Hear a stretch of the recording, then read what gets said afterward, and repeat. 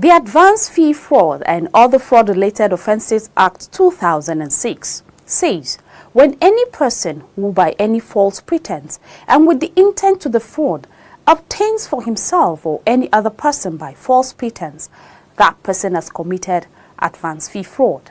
On today's edition of the program, The Eagle, we'll be looking at the menace of advance fee fraud, otherwise known as 419 in the Nigerian parlance, and how the Economic and Financial Crimes Commission EFCC is waging war against it. My name is Aisha Gambari. It is nice joining you again on the program.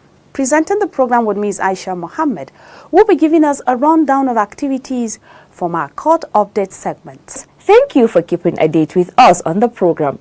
From the court update segment, Justice Mojisola Odada of the Lagos State High Court sitting in Ikeja, Lagos, refuses the bail application of notorious fraudster Emmanuel Nwede, who allegedly conspired with two others to tamper with the property that had been forfeited to the federal government by a court order.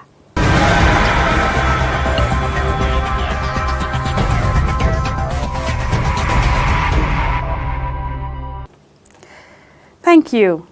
We begin with a special report which seeks to take a look at the menace of advance fee fraud. This genre of fraud, otherwise known as 419 in the Nigerian parlance, got its name from Section 419 of the Nigerian Constitution, which describes the crime. In this next report, Rolake Odofin Jolayemi will bring to you a blow-by-blow account of how the Economic and Financial Crimes Commission EFCC is waging war against the incidences of advance fee fraud. Please stay tuned. The incidences of advance fee fraudsters, also known as 419 in Nigeria, before the advent of the EFCC, was such a sorry situation, as many Nigerians and even foreigners with genuine business proposals ended up falling victims of fraud, with some not only losing investments, but also their lives. The fraudsters employ different tactics to trick their victims. This type of fraud describes cases in which criminal fraudsters convince the victim to partake in a business which they mostly present as genuine, but which is not. There are several types of advance fee fraud. They include career opportunity scams, clairvoyance or psychic scams, check overpayment fraud, dating or romance scams, fraud recovery fraud, and identity theft. Others are inheritance fraud, loan scams, lottery, and sweepstakes scams. Whatever form it takes, it usually begins with the fraudster presenting a profit or reward-gaining venture to the victim. The aim of every proposal from a fraudster is to strip the victim of his possessions either in monetary form or in property form. Clairvoyance or psychic scam is one form of advance fee fraud known as juju scam in the Nigerian parlance. The apparently psychic or clairvoyant fraudsters approach their victims by email, post, telephone call, or even face-to-face contact. When total strangers approach you with stories that they have seen something wonderful or terrible about your future, you may not need any other tale that you are being lined up to be fleeced. They may claim to be able to give you winning lottery numbers or offer to remove a curse or a spell. The tales deployed as baits for victims are many. Some claim to possess powers that can heal or provide remedy to certain ailments. They may also tell you that you are in some kind of trouble, but a solution is within reach. Some even go as far as telling you they can produce currency notes or that they have some marked notes somewhere and they need money to buy chemicals to wash it.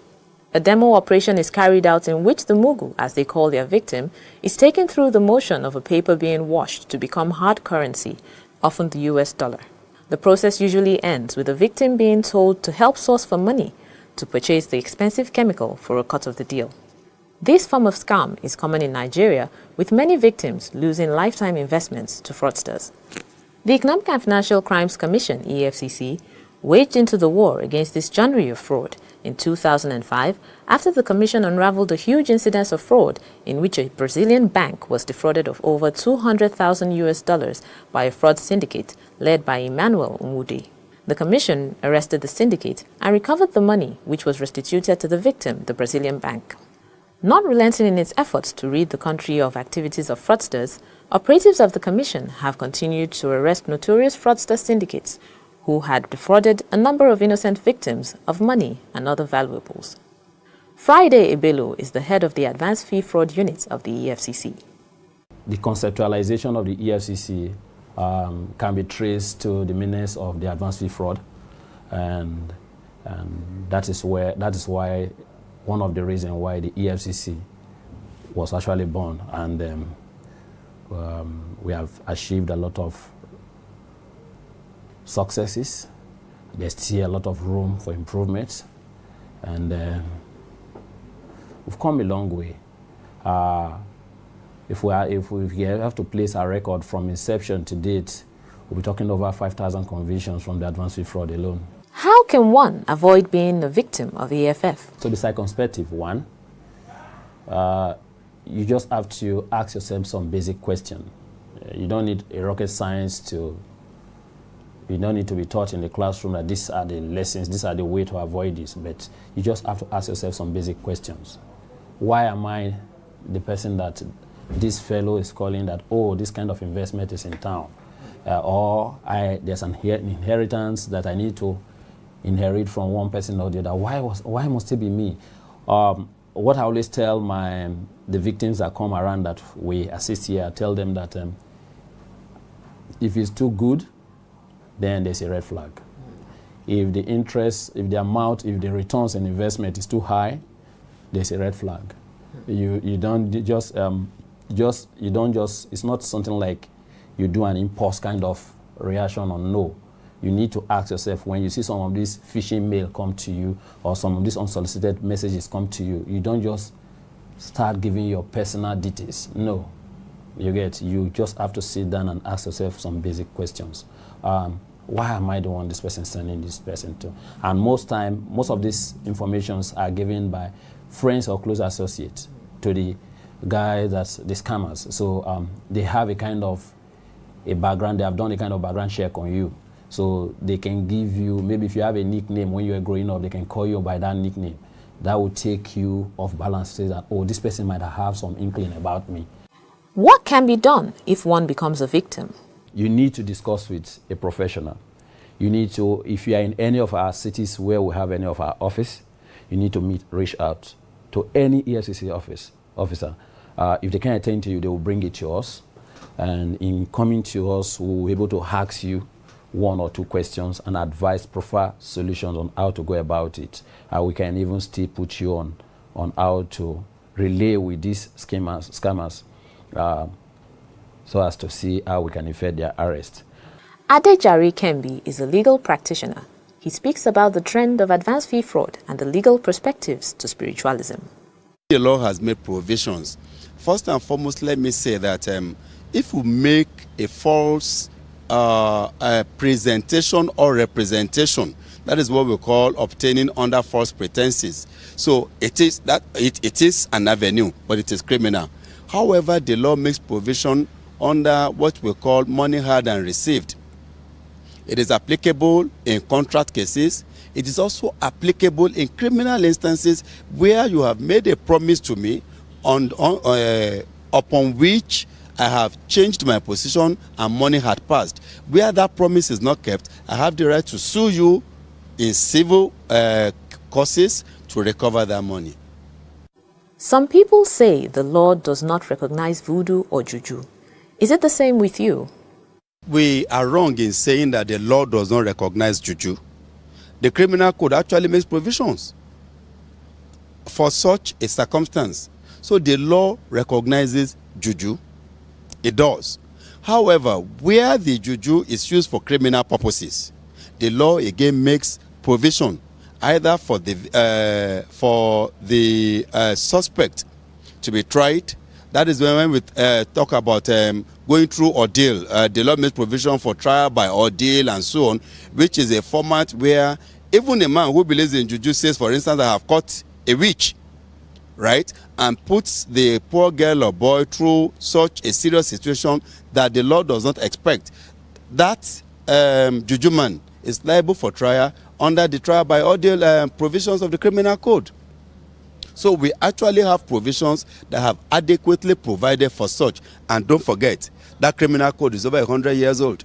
So if you realize that 100 years ago, we have made provisions for such, and it is still valid now, how can we say that we did not recognize juju or we do not make provisions for such a situation. We have. How can evidence be established in cases involving spiritual fraud? Simple. No man will lay emphasis on spiritualism as a means of deceit without having something to show for it. Either a shrine, a concocted place where something is said to go on. Those are the evidences that you need to prove to show that, look, this man has shown me this as a basis upon which I parted with money, I parted with property. Right. However, even the Evidence Act had even made it a little bit simpler now by virtue of the recent amendment that was made. All you need is a picture or a recording of such and a certificate from the hand of the person who did the recording. So you are no longer required to carry the shrine to the court. Because, in fact, sometimes, you know, Nigerians, for what we are, even if the judge says the shrine, the judge might run. Do you think Nigerians have tendencies to be spiritual individuals? We do. We do. From the presidency to the laborer, all of us tend to be spiritual in one way or the other. And that spirituality marks our action, whether positively or negatively. Section 2 of the Advanced Fee Fraud and Other Fraud-Related Offences Act 2006 gives power to the Economic and Financial Crimes Commission, EFCC, to arrest, investigate and prosecute advanced fee fraud offenders. The Act states that a person who with intent to defraud represents himself as possessing the power or as capable of doubling or otherwise increasing any sum of money through scientific or any other medium of invocation of any juju or other invisible entity, or of anything whatsoever, commits an offence and is liable on conviction to imprisonment for a term not more than 15 years and not less than 5 years without the option of a fine. Rolake Odofinjolaimi, reporting for the Eagle. Thank you, Rolake. The public is hereby warned to be wary of these fraudsters. When you see something that looks too good to be true, then it is not true. Imagine a society where everything works. Durable road networks, stable electricity supply, portable water, well-equipped and functional healthcare facilities, quality education for all, affordable housing schemes, social security benefits, job creation and a lot more that makes life comfortable to live. That is an ideal society. We can only achieve these if we all play our part. Say no to corruption to enjoy these benefits. Kill corruption to save Nigeria. This message is from the Economic and Financial Crimes Commission, EFCC.